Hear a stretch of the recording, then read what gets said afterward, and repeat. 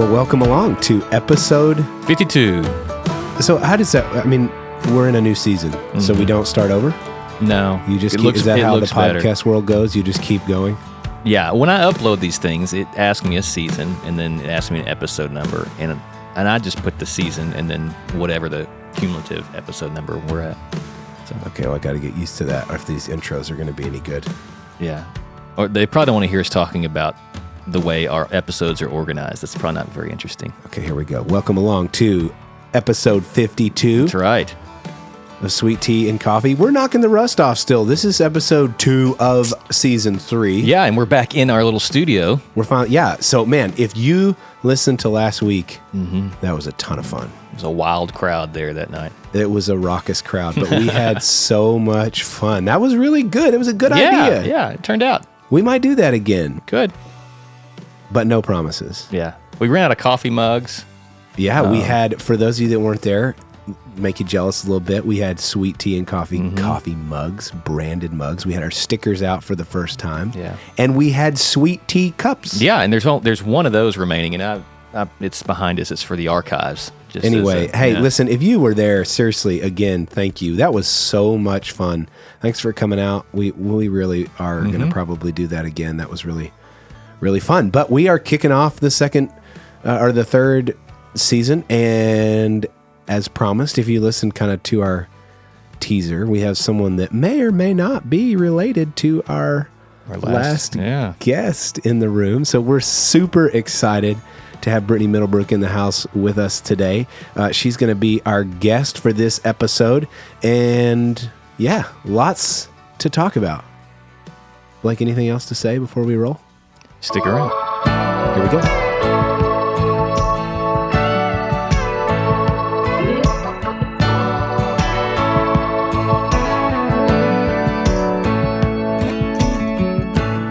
All right. Well, as I said, we've got Brittany Middlebrook in the house. Brittany, thank you so much for being part of this. You actually got to watch George make the first run. I did. So any tips that he gave you? Any prep? Like, was it good to watch him go first as the guinea pig? Oh, yeah. He cried so I can cry.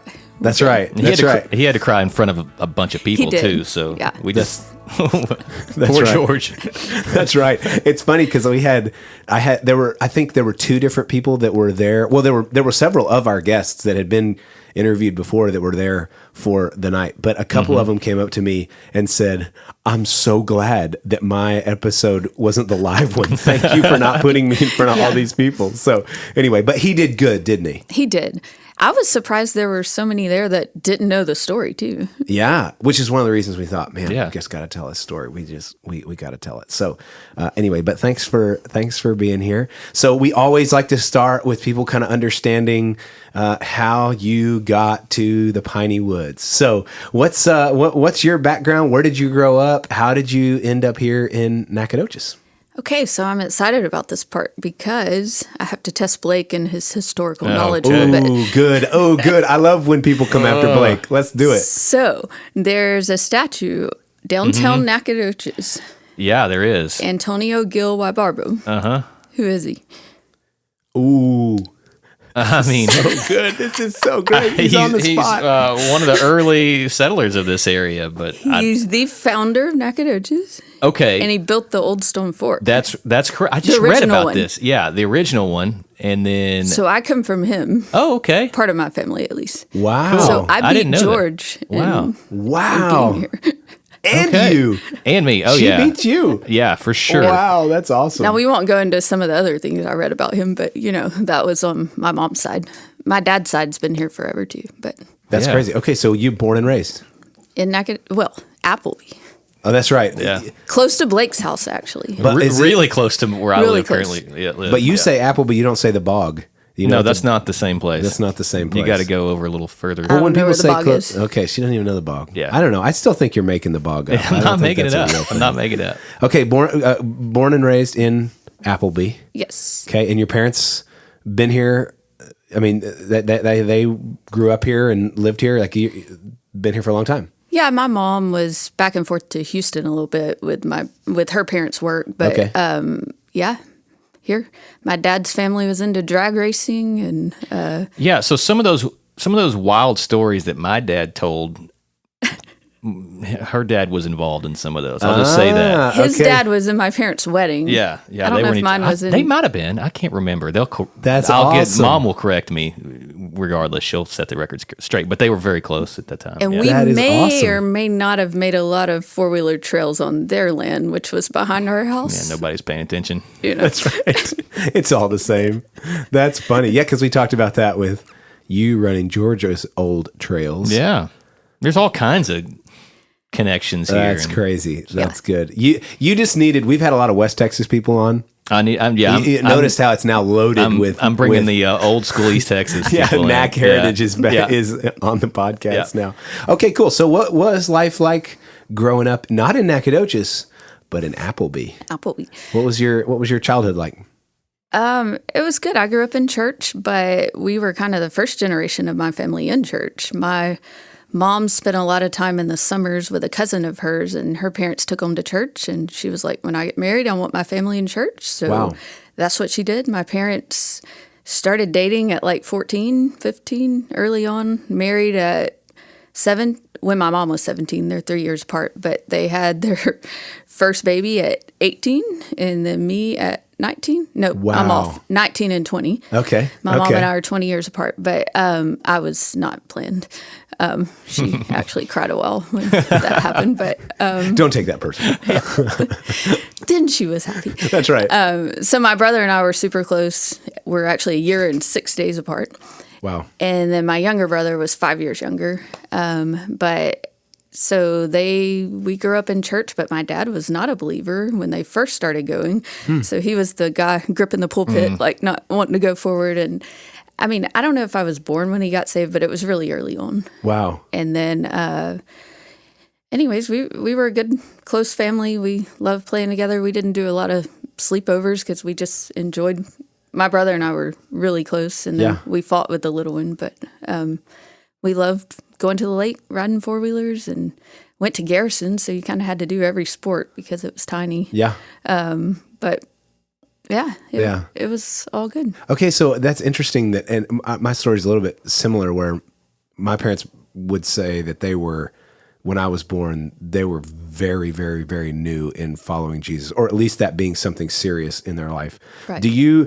My recollection was they were awesome at it. I mean, I grew up and that was the world that we were in. And it wasn't until I was an adult and had conversations with them that I realized just how new they were in the faith. As a kid, do you remember them kind of wrestling with that? Or was your perspective just, man, Mom and Dad love Jesus, and or did you realize that later on that they were new in their faith? Yeah, I didn't really realize it then, which my mom really wasn't. I don't know when that actually happened for her. It was new for my dad. Yeah. And I guess looking back, I can see how he grew through the years. But no, I mean, they had us in church for all the events. I mean, we'd go on a vacation and miss, but other than that, we were there. So yeah, that's great. They were the same at home. They tried to live right and do people right and teach us to treat others well. So yeah, that's cool. Okay. Yeah. Well, okay. So then did you go to SFA? I did. Okay. So you stuck around. I did. What was that decision like? I didn't necessarily want to. I was going to say, was that because this is home and I want to be here, or was that, why did you go to SFA? Not really, but I wanted to be an English teacher. So, ironic, because you become, spoiler, a Spanish teacher. Yeah. So my parents were like, well, there's no reason you can't do that at SFA and stay home. Yeah. So I was like, okay. And they were like, well, if you get farther in and need to go somewhere else, we'll revisit that. But I got there, and my first semester, I think I met a girl who's actually Puerto Rican. She became a really good friend, and she convinced me to go to Spain with her. I mean, my Spanish was terrible. I mean, I'd had it in high school, and I had 2 semesters.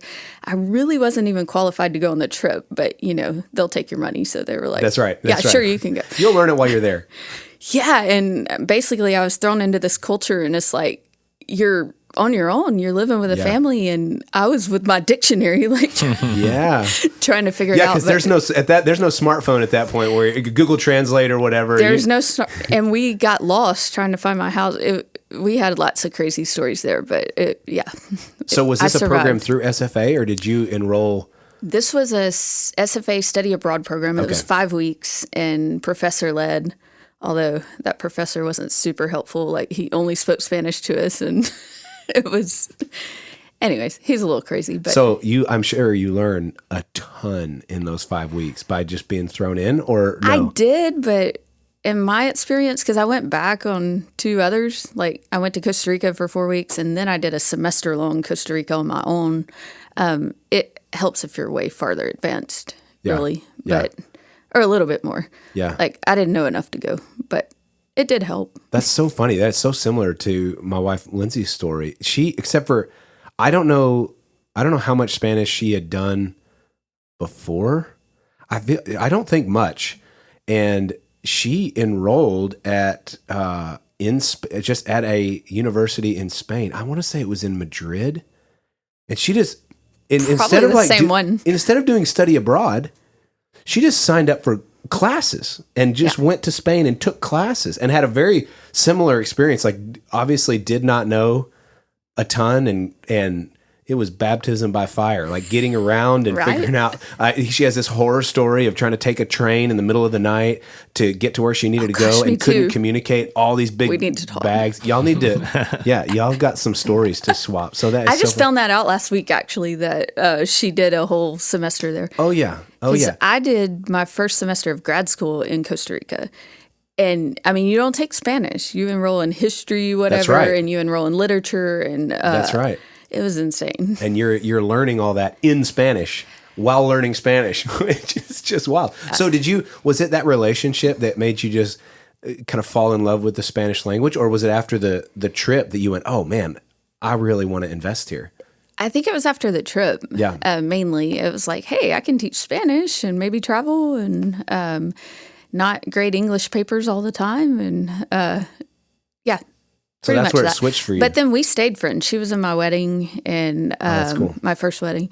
And I loved her family and know all of them. So that's so cool. So that's where you switched from wanting to be an English teacher to was in that process of going on those trips to wanting to do Spanish? Yeah, I never dreamed of doing Spanish. That's so cool. Man, y'all. Yeah, you and Lindsay need to talk because y'all's stories are so similar in that way. She was pre-med and was major in chemistry, and then went from that to a Spanish major and a chemistry minor. And I'm like, I'm sure that the advisor was like, what? A Spanish major and a chemistry minor? What are you doing? My friend was Spanish and biology. I'm like, yeah, what in the world? So anyway, that's really funny. Okay, so what was that like, just switching? I mean, I guess, was that in the middle of school? You said you did grad school. No, it was like my second semester. It was super early on. Okay, and so then here we go. Life trajectory is now I'm going to do Spanish. And I guess I switched my major second or third semester, but maybe it was later because I had a lot of English. I wound up doing a double major in Spanish and English because I had too much English to really drop. And then I did a minor in Latin American studies. So that's awesome. That's so great. That's so great. Just kind of that's cool. Playing it by ear. Okay, so at what point in this process do you and Ryan meet? Is that in school at SFA? Where does that play in? That was at Garrison. We met my junior year of high school. He was in college. Okay. He was 3 years older. So he was at SFA. And I was going to Oak Grove Church because we had a really good pastor friend that was the pastor there. His name was Wade Ivy. So we followed them there. He was kind of my family's mentor from when I was 5 till they moved away to North Carolina, but they were always in the mix. Wow. He was the one that really mentored my dad, and they went and helped with the youth group, and they'd go on all the trips with him. And so they came back to Nacogdoches, so of course we followed. We went to Oak Grove. And at that church, I met a college couple that were really cool. I think they were already married in college. And their names were Richard and Amber, and they had gone to church with Ryan and Lindell. And I was actually looking for a prom date. And Nice. they said, you need to meet this guy, because they were kind of wanting us to meet anyways. So they introduced us, and so we started dating. My junior year, he didn't go to prom. He had to move someone. But he did go to my senior year prom. Nice. Okay, so you guys met in high school. Yeah. Now, did you start, I mean, is that where you guys start dating right there? Or is there a gap? Or how does the relationship evolve from Yeah. senior prom? I think I was 15, and he lied and told his dad I was 16, but somewhere in Nice. Where was he originally from? Lindale. Okay, from Lindale. Okay, Well, he was okay. born in Shreveport, and then Allen for a while, Texas, and then high school in Lindale. And then junior Lindale, high, and I then think. came to SFA. Okay. Okay. Because of that couple. That couple, her dad was actually the pastor in Lindale. Okay. So he kind of viewed his dad had come to SFA too. So there Yeah. were several reasons. I think someone in his family served on the Board of Regents, and he actually paid for Ryan's school. So he had two options. He could do SFA for free because of this great uncle. I didn't know many of his family well. Yeah. They weren't close. But, or he had a scholarship to go to ETVU to play soccer. And I really think he chose SFA because he liked the trees and it was pretty. I mean, that's a good Yeah. reason. That's a good reason. Okay, so this is an important part of the story. He is, you mentioned good soccer player, but just good athlete.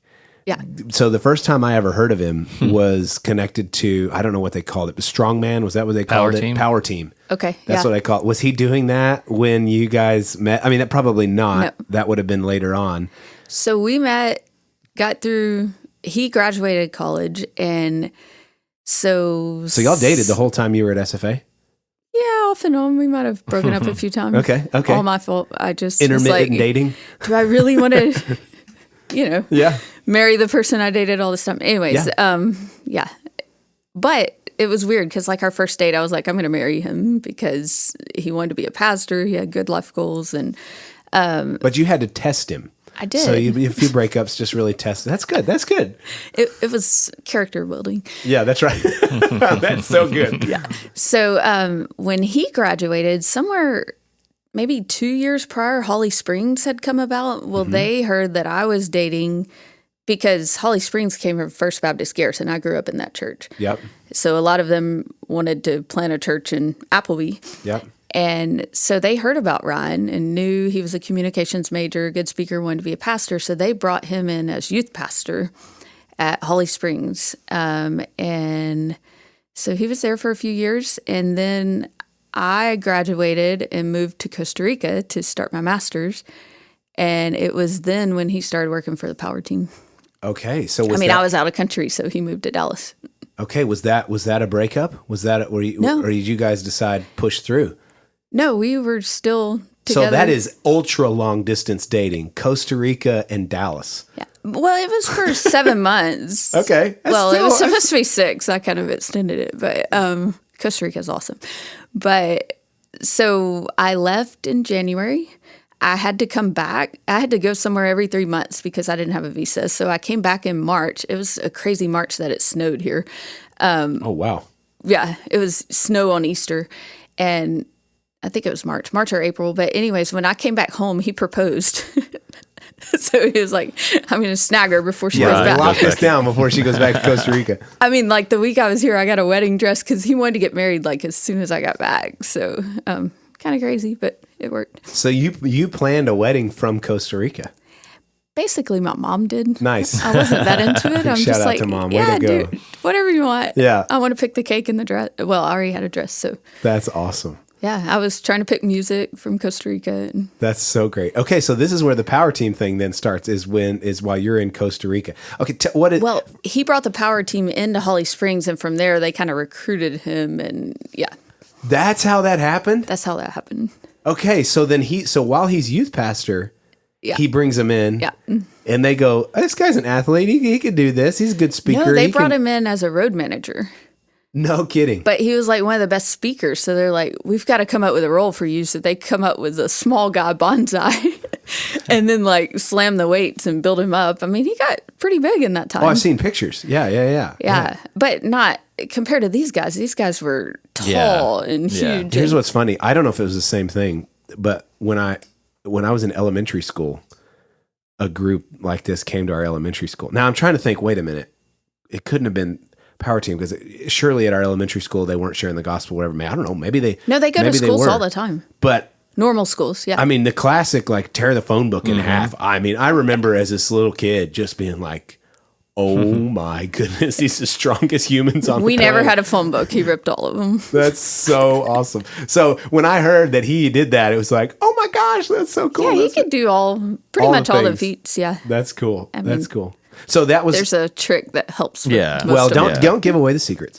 So he does that, and then I guess times when you're going to come back here, that's when he was done with Power Team, or what was y'all's transition back So I came back, we got married, I was in grad school, and he was still working for the Power Team. So the first 2-3 years of, from 2007 till 2010, he was still working with them. So he'd be gone for like 3 weeks and home a week. And it was hard. That was not really what I knew I was signing up for. Yeah. But when kind of in that end of 2009, I was finished. I'd just been working at UNT, and he was wanting to start a family and either start a family or he wanted to shift, but we knew we needed to do something for our marriage to get away from the traveling, because that's hard. So hard, yeah. And on top of when he had come in, I had night classes, and so even when he came in, it wasn't like we really got to hang out all the time. So around that time, I didn't want to come back to Nacogdoches. I just didn't. I mean, there was some struggle with, we loved the church, but there were things that happened there, and I didn't want to go back. But so we started praying about it. I wanted to go. I had a scholarship to go to New Mexico to finish my PhD. Wow. And so we were praying about that route or something else. I mean, I'm like, you can find a church there. That's right. You can find a church anywhere, right? But that's how we knew it was the right thing, because the Lord put on my heart, y'all need to go back. Nacogdoches is where, which turned out to be great. My parents were here. I mean, I live right down the road from Holly Springs, so they kept the kids, and so it all worked. So did he come back to be on staff there? Yeah, he came back early 2010 to be on staff. I had to stay and finish my job until May. Oh, man. So we would just kind of come back and forth on the weekends some. He didn't go till like March, though, so it really wasn't that long. Now, what was he doing on staff at that time? He was associate pastor. Okay, so he wasn't doing the youth anymore. He was associate. Okay. Right. Okay. He left, and Matt actually took over youth at there's Holly all Springs. sorts of connections here. It's crazy. It's crazy. Yeah, because he and Matt were together. So so then at what point the boy's born in all of this? That's after you get back to Nacogdoches, and that was a big part of why you were coming back here, is he wanted to start a family. And so talk about... I was a little apprehensive. I was like, do I really want pastor's kid? Yeah. But 2010 we came back. Beckham was born December 2011. And then Britton 18 months later. Yeah. But just a quick side note. If you have time on a Saturday and it's during soccer season, you need to come watch those boys play soccer. Britton is my favorite soccer player to watch.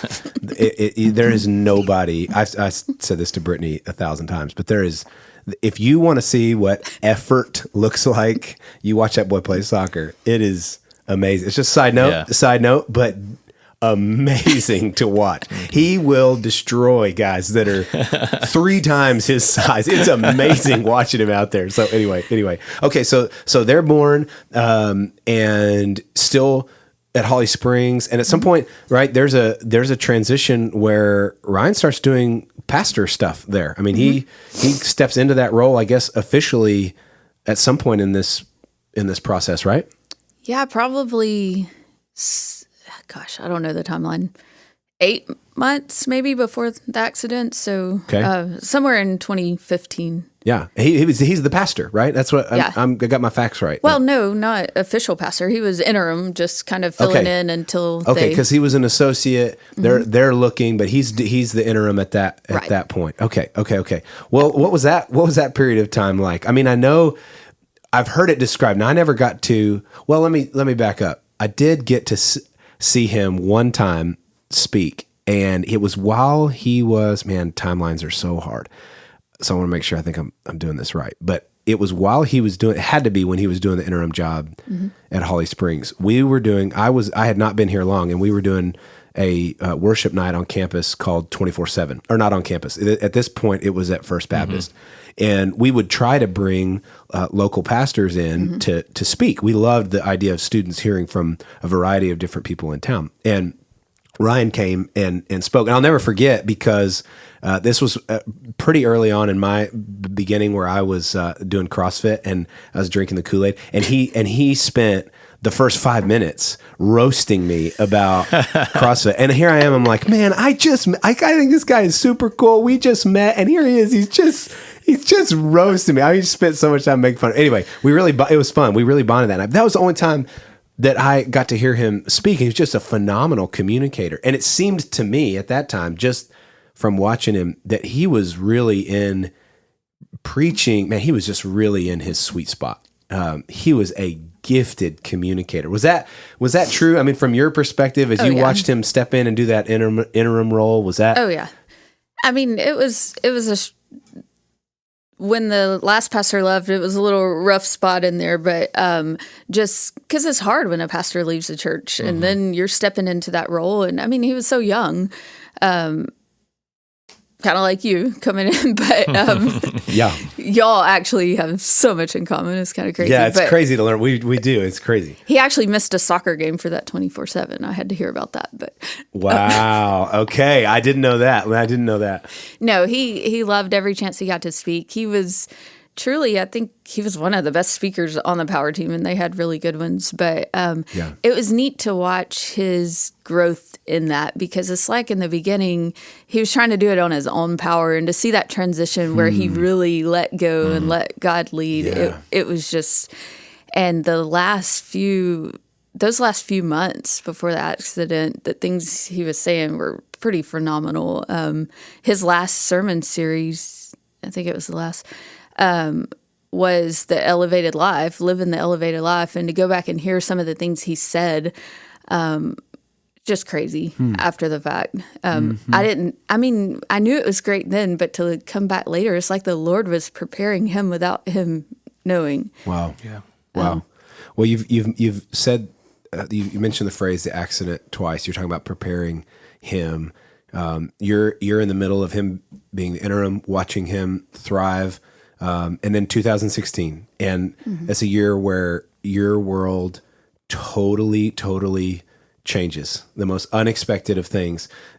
Take us into those moments. What goes on in 2016 that just totally changes your world? So August of 2016, almost every year we went to Colorado on a side-by-side trip. We loved Ryan, actually couldn't wait to go. He wanted to escape Texas heat and go to the mountains. Yes. And he loved the mountains. And it's so beautiful up there in the summer. Oh, yeah. You know, there's flowers and I love snow skiing. But in the summer, all the colors and just getting to ride on the mountains is great. So we went, and we were in like day 4 of our trip. We've been to Silverton so much. We've seen I think everything there. But so this trip was a little different though, because prior to that year, you couldn't drive your side-by-sides in town. So we would stay at the edge of town, and then we would have to trailer in or whatever. But that'll come into play in a minute. But so we were there 4 days. The last day we were there, we had a couple more days, or maybe one more day of riding, but that last day we had gone over to Lake City, and it's a pretty good ride, and we were kind of old school side-by-side, so we didn't have a full windshield. It's half windshield, and you're in the elements, right? So it rained on us and all kinds of stuff, but that last day was really neat. We went into Lake City. It's a cool little town, has really good ice cream shop. So we had ice cream. Oh, you definitely go for the ice cream. Yeah, we had to get over there for the ice cream. The drive into Lake City's beautiful.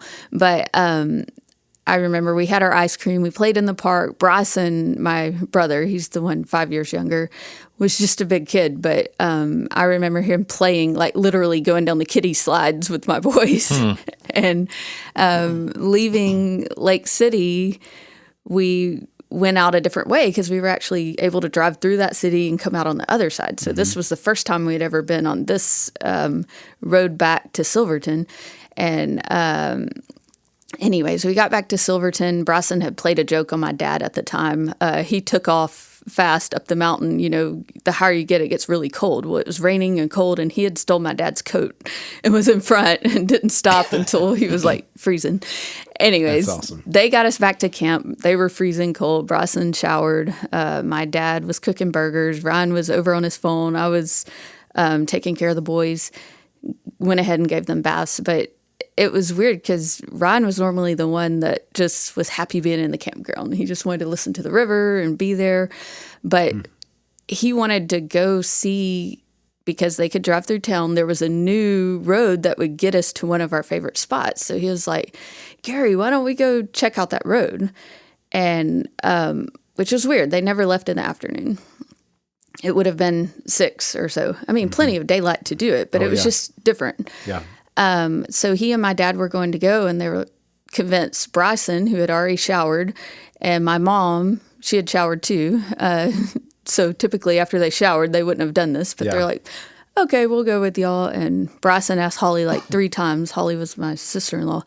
You really don't care if I go? Because they had a 6-month-old baby. Beckham and Britton were 3 and 4 at the time. But anyways, the 4 of them set off. So it's both my parents, Ryan and Bryson. And they set off on this road. And I was a little selfish. I was mad that they left because I wanted to go. I was the one that normally enjoyed the riding, and he was the one content to stay there. I'm like, so I just have to stay here in the motorhome with the kids. So this, for about an hour, I was feeling that. But then all of a sudden, it's like the Lord just told me, they're not coming back. You need to prep. You need to give Kennedy a bath because she was 6 months old. Holly was waiting on Bryson. He did everything for that baby. And she was waiting on him to give her a bath and feed her. I was like, why don't we give her a bath and put her in bed? So we got her in bed, and Beckham and Britton were watching something. You didn't say anything. No. That was just something you just grabbed inside and began I got super to heavy, act. and I just knew. Wow. They'd only been gone an hour, so I mean, there was no reason to really. But so we got her in bed and just waited. Now by this time, Holly's thinking the same thing because now it's been 2-3 hours. Then it starts getting dark, and we're just waiting because we're like, they wouldn't be riding in the dark. I'd been texting, but there's no cell service up in the mountains. I had service, but they didn't have service. I'd texted all of them. And so, gosh, I bet I don't know how long we waited in the motorhome, but finally some lights came and shone on the door, and a lady walked up, and I opened the door, and Beckham and Britton were still awake. I bet it was 8 or 9 o'clock, maybe later, I don't know. But she kind of comes in and she goes, are y'all the family of Ryan King and Bryson Atkinson? Something like that. And I said, yes. And she said, well, Ryan and Bryson are deceased, and Beckham and Britton are like right there. And Holly just starts screaming. And I'm like, what about the other 2? There were 2 more. And she said, I don't know anything about them. I was like, okay, thank you. Bye. And shut the door. She might have stayed for a minute. Later, I found out that lady had actually just lost her son on a motorcycle accident. So I think it was like really hard for her to bring that news. So, that was a really bad moment. I knew that, I mean, we're in a motorhome that we know nothing about. If anyone knows my dad, he's the only one that can work his stuff. It's kind of rigged and old. But I knew that he had befriended a couple beside us. So I was like, Holly, I mean, we were there for a minute, but I was like, Holly, let me go tell them we're here by ourselves. I need to tell them what happened, because if we need help with anything in the night, I want them to know. And so it's insane. They came over immediately and sat with us, and the wife helped with Beckham and Britton, but they had 2 flats come into Colorado, and they almost turned around and went home, but they said, no, we need to go. The Lord's telling us we need to be in Silverton. Wow. So anyways, they sat with us while we made all those phone calls. That was incredibly difficult. I mean, hindsight, I don't know why I didn't make a few and let other people do that, but it's like we had to tell the news and just hear everybody's reaction like 30 times. I mean, calling his family and then, sorry. It's all right. Anyways, that night was terrible, but I mean, 10 minutes after it happened, I just felt like the Lord was saying, you give and take away. Blessed be the name of the Lord. I'm here. And so it's like, I mean, our bodies were literally convulsing, and I mean, we were vomiting. I didn't know trauma did that, but with the boys, I'm like, it's okay, guys. And, you know, can't really tell them it's okay when they see you're not okay. But anyways, that family that sat with us, it's insane. They had a Bryson in their family. They had a Brandon in their family, a Ryan in their family. I think even a Robbie, my uncle, and a Gary. It was just really weird, the connections there. But anyways, we somehow survived that night. Lord took us through it. And then the next day, people in the campground packed up our motorhome for us. The campground bought pizza for us. And I mean, we're in this 45-foot long coach with a huge trailer. We're probably a little over the legal driving limit. And so my older brother sets out to get us, him, his wife, my grandfather, his wife, and my uncle. They all come. They finally had to remove Brandon from the driver's seat because he was going too fast. And anyways, Holly's family got there first in a motorhome to take her and Kennedy home. And then Brandon and them arrived a little bit later. It was close to dark, but we got packed up and we were trying to get to Denver. They had taken my parents to Durango first. Yeah. Now, at what point do you learn? I mean, she didn't tell you anything about your mom and dad. We didn't even know if they were alive the whole night. Somewhere in the night, I think Brandon just finally called my dad, and he actually answered. So he found out he was okay, but he was not being reported much on my mom because, I mean, they were in terrible condition. My dad, he couldn't even understand him really, but he got enough that they were alive. He told me not to call my dad. He told me my dad wouldn't want to talk to me because he felt guilty which was not the case. I called him anyways. Yeah. But anyways, yeah, so the next day I was like, well, if I get car seats, we can take the boys and I can go at least say bye to my parents because I didn't know if they were going to make it. But it was a good hour to Durango. I think they were in Durango. And then it would have been an hour back, and then we would have been, it just didn't make sense. I finally just let go of that. I was like, okay, because that would have been leaving Holly too till her family got there. So we just scratched that idea. Anyways, Brandon and Alicia and grandparents and Robbie got there, and they got us loaded up. We took off, and I'm a nervous wreck because Brandon had driven the motorhome, but it had been years. He had never driven with this big trailer, and the drive into Silverton is not easy. No, it's not. Coming out maybe a little bit easier, but we left like it was getting dark, and someone told us a different way to get into Denver, which later we realized is an open range road, very narrow. It was so dark, and the lights were not working well in the motorhome, and I was just shaking, scared to death. I'm like, okay, we're all going to go too, which I'm okay with that, but I don't want Brandon and Alicia to leave their kids. So, but it's insane because in that moment it's so dark we couldn't see, and I was scared to death. But as I'm just praying that it gets better, and it's like the moon just appeared and was like a spotlight on the road, and we could see. And yeah, that was kind of one of the first little miracles along the way. But then my mom in transport from Durango to Denver, in Durango they had said she had a lacerated liver and spleen, and I mean, she had a broken neck and broken ribs, a big laceration on her head and head trauma, and her ankle was completely crushed. I mean, she was broken all over. But they were really concerned about the lacerated liver and spleen. But when she got to Denver, they couldn't even find it. Wow. I mean, everyone had really been praying over those areas. Wow. But anyways, we finally got to Denver. It was really long ride. But well, this is wild because this is where I almost met you. And we talked about this. This is funny because I've known you now for several years and did not know that you didn't know this part of the story. So this will be the first time you hear this. But we had my parents, let's see, this was 2016. So my parents, I think in 2014, my dad loves the mountains, and they had randomly just said, they went to Durango and fell in love with Durango, and they got this place in Durango. And I had decided that I was going to, we have this program here. It's an internship kind of program called an Armor Bearer program. And I decided, what would be amazing is if we took these students to Colorado and as a retreat. And so we did. We jumped in the church bus. Who was with you?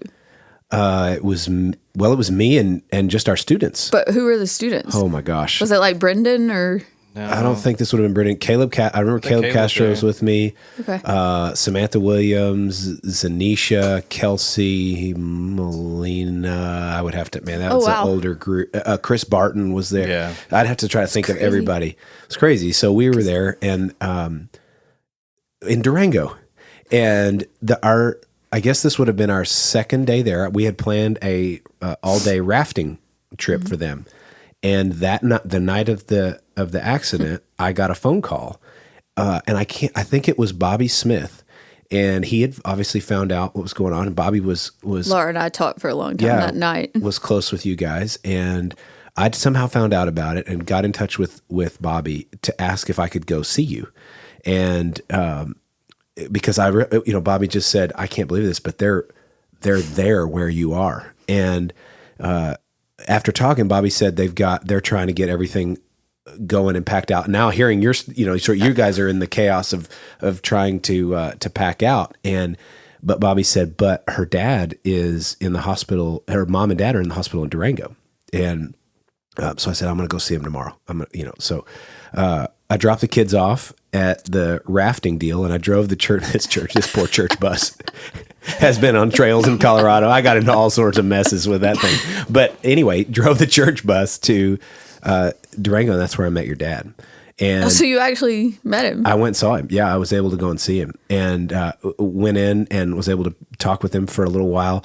This was at the point, so your mom she wasn't there anymore. Okay. So she had already been, I guess, transferred. She was already on a flight to Denver, or had already gotten to Denver. I don't remember what it was, but they were literally, as I was in the room, your dad and I were chatting and just sitting with him. And I just thought, in the back of my mind, I'm just thinking, I don't know if this is any comfort to this guy at all. He has no clue who I am, and he didn't have anyone in that moment. But the fact that there would be someone from Nacogdoches in his hospital room, I was just praying, God, would you just even let me being here be something that shows him just how much you love him. And that was my prayer. It's like, this guy doesn't know me. Yeah. And anyway, but while I was there was when they shooed me out, said, we're getting him ready to go. We're going to take him. And I think they were trying to take him to Denver to be with your mom. So he was about to get on a helicopter or a plane or whatever to be transferred. Yeah. And so I left. And is that not crazy? Yeah. So I thought you knew, but so that's kind of where our stories intersect. And the first time his injuries weren't really bad enough to have him transported, but he somehow convinced them to send him anyways. Wow. Yeah, he can be pretty. So that's what it was. Like Roger. He was going to Denver then. That's what it was. Yeah. Okay. I thought that was true. I mean, he was in really bad shape. He had crushed ribs and broken back and collapsed lungs. So he was in bad shape, but they would have just treated him there probably. Well, we had it was really cool. I thought, he's in the hardest place he's ever been in his life. And, I don't know if I'll ever see this guy again. Even though he's in Nacogdoches, I don't know if I'll ever see this guy again. And didn't know if he even, was tracking who I was and whatever. I was only able to be there. They only let me be there for like 15, 20 minutes. But I want to share this because it was really special. We, I guess it had to have been like 3 years later. I mean, because I was already pastor here, so it had to be 2019 or so. And we had a lunch, and Blake and Matt and I went to Cece's Smokehouse, and we're walking out of Cece's, and sitting in the truck, and this guy that looks really familiar to me starts to walk up. You know, like when someone's walking to you in a parking lot, you're like, they're not looking for their car, they're coming to me. Why are they coming to me? You know, he was like coming to me, but I thought, this guy is so familiar, but I didn't recognize him. Yeah. I mean, obviously, I saw him, he didn't look the same. Yeah. And anyway, and he came and just said, I wanted to just tell you thank you, and I remember you. And and then told me who he was. It just blew me away that he even remembered who I was, and it was just cool for me in that moment. And I wanted you to tell more of the story, but just to go, okay, I prayed for him to be encouraged by that, and then here he is. I don't know. It was amazing. All the little things. Yeah. You're talking about the moon lighting the road. So, I mean, now you guys are traveling to Denver. Mm-hmm. So we get to Denver and go in the hospital, and I don't even know if they let us see our mom that first day. She was in really bad shape. They let us see my dad. So we go in and talk to him, and he actually looked better than expected, but and he was okay. I mean, he was really upset, and he was telling us there we learned more what happened, that the transmission had gone out and the brakes had gone out. And what's crazy is they had stopped there was a truck coming up the mountain, and they had stopped to ask them, can y'all check on us? Because something's wrong. Our transmission went out, but our brakes should get us right down there. If y'all could just wait and make sure we're good and don't need a ride, or maybe they wanted a ride back to camp. I don't know. Anyways, that truck went and never left. But while they were sitting there, apparently the brake fluid ran out because it shouldn't have happened, but it did. And so when they started going, pretty soon he realized there was nothing, and he was just slamming, and it was already going, because I was like, why didn't y'all jump? And anyways, he said, well, we didn't think of that because the ending was right there, but they made it all the way till like there were barely 100 yards left to the end, but there was this one curve that it just couldn't take, and they fell like 80 to 100 feet. Wow. Which Bryson and Ryan, I like to think, died on impact. I don't know that it was that fast, but there's absolutely no explanation for why my parents should be here. Especially, we went back a couple years ago to see, and just looking at it, there's no reason but God. Wow. I mean, my dad was still holding the steering wheel, so he didn't come out, so that makes a little more sense. But my mom was ejected and still survived. Oh my goodness. I mean, she landed on the rocks, head down.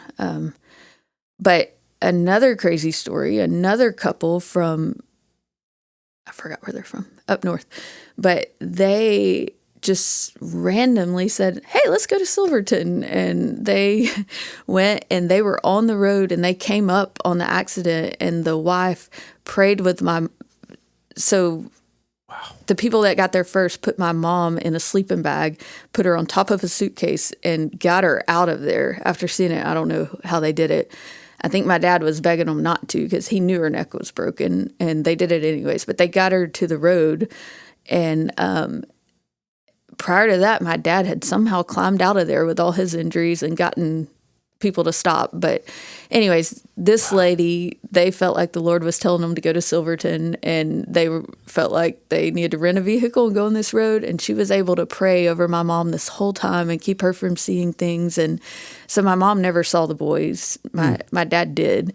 And it was just crazy. He said, I just thought they were sleeping, but he couldn't get them to move. And so when we, at the hospital, he told us all this. And anyways, we finally got to go in and see my mom, and I don't know if it's that day or the next, but anyways, my 85-year-old grandmother had died a few months before, and my mom literally looked like my 85-year-old grandma because she was just swollen, and it didn't look like her. Like, we finally let Beckham go in several days later before we left, but I wouldn't let him go at first because it was just bad. But But while we were at the hospital, a girl that had been in Ryan's youth group worked at the Chick-fil-A in Denver. So she brought us Chick-fil-A and came and just, what do y'all need? And she was just there. My word. A girl that had gone from Lindale, had gone to SFA with us. She lived in Denver now. So she comes up there. And another common friend, her best friend, was there in their motorhome. So they offered to bring us back in their motorhome.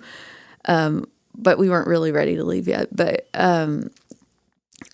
one of Holly's best friends' mother-in-law lived there, so she brought us food several days. And then the craziest, this lady from Lufkin comes in and says, hey, I have a motorhome hookup. My dad called me. My dad knows your dad. He wanted me to come up here and offer my motorhome plug for you in our home. Come stay with us while you're here. And it was just crazy. We got there. They had one little boy named Jackson. Ryan and I thought about naming our kid Jackson. But they had Jackson had all the toys that were on the boys' Christmas list. So it was like they get there and it's Christmas, and she and her husband worked opposite shifts at, I think, the hospital, but to take care of their son. So they offered to take care of the boys. So they didn't, they spent a couple days at the hospital, but then they didn't have to be up there as much. Another friend gave us their vehicle. It was crazy to see another family from here let us shower the first night. Why are that many people in Denver from here? After a while, it just blew your mind. It's like, wow. Okay, God, you're here. I get it. Wow. Is that, I imagine that holding on to faith in moments like this, I don't know what that journey is like. You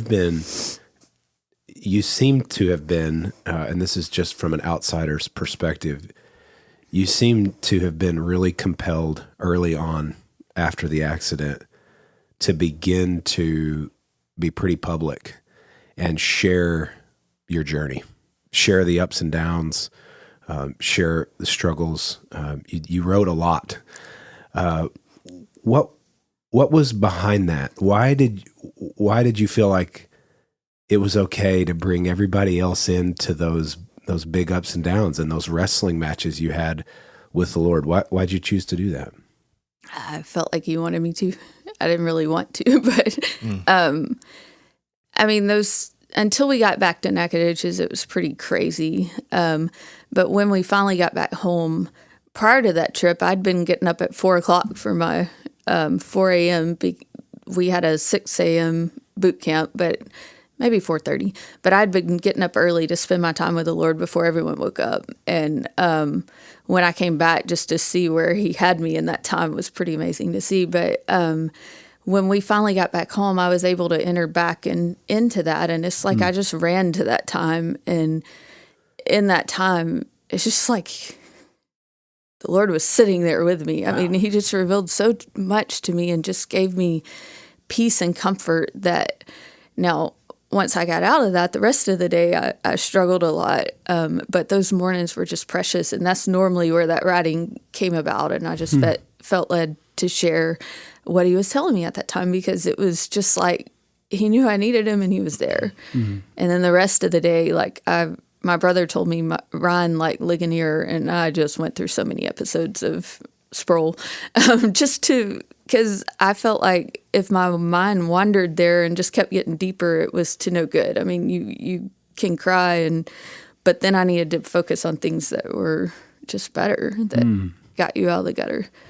But anyways, that when we interviewed George, one of the things that kind of the big takeaway for me, and we've heard this in several stories of people that have been through really difficult moments, is, when you hear stories like this, you often think, what would I do?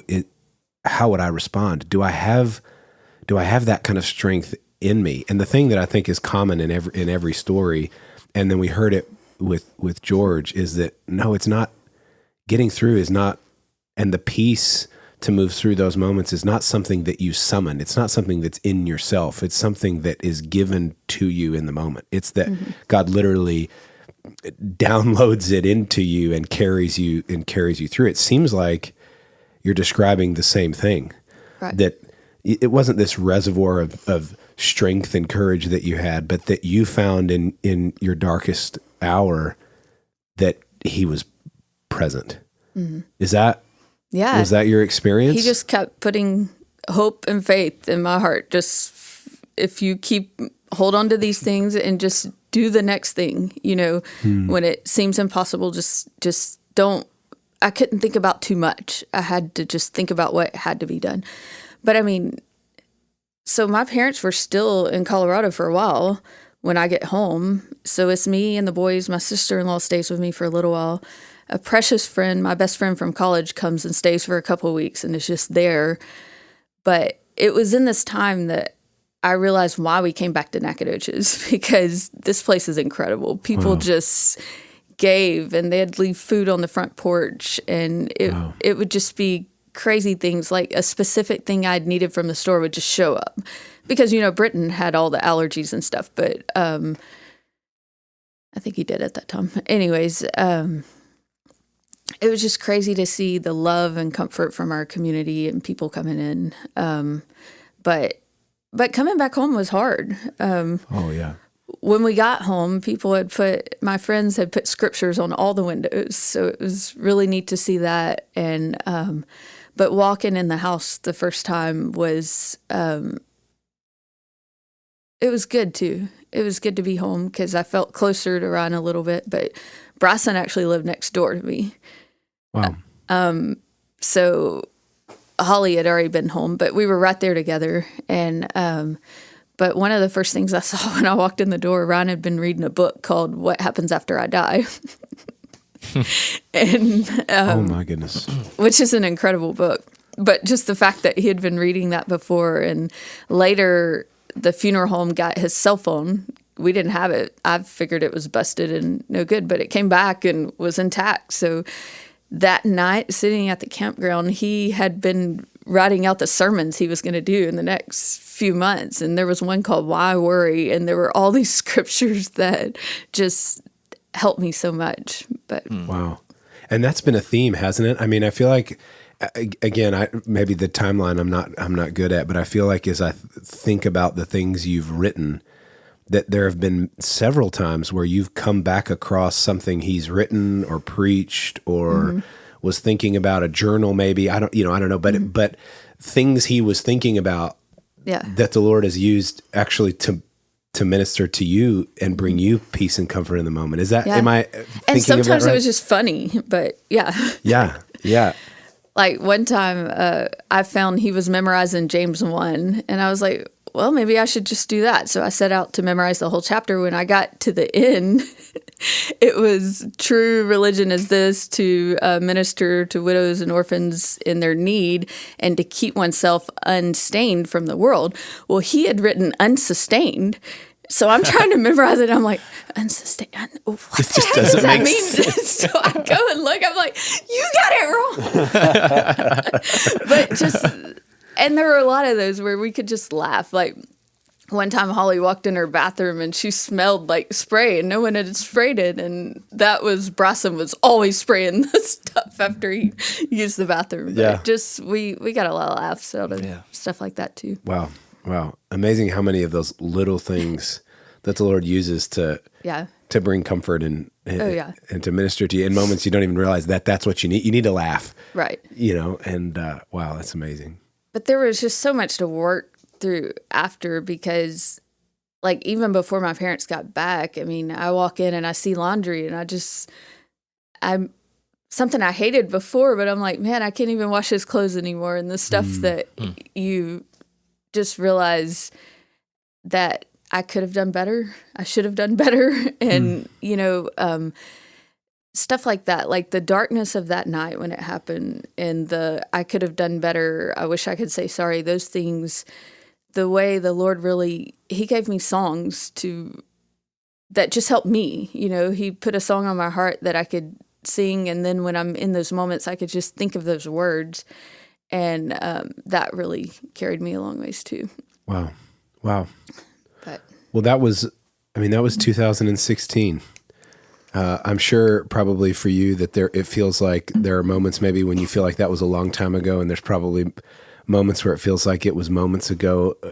But as you reflect back on from now until then, man, what would you say have been some of the biggest things that the Lord has taught you thus far in all of it? What have you come away with that you go, this is a gift that the Lord has given, something that he has taught, something he has shown me in all of this? I guess, nothing is too big for him. Like, there were moments where it seemed impossible. I don't even know, but my dad went to a psych ward for a while. I mean, he spoke at a men's breakfast, and just, it's like he was attacked after that. And he didn't even know his name. So he had to go to Tyler for a few weeks. But those first few days, I mean, he didn't know his name. He wasn't, there was nothing. Yeah. You could get nothing out of him. But I mean, he had gone through, we tried to walk him through some really dark days before we finally just had to let go and take him.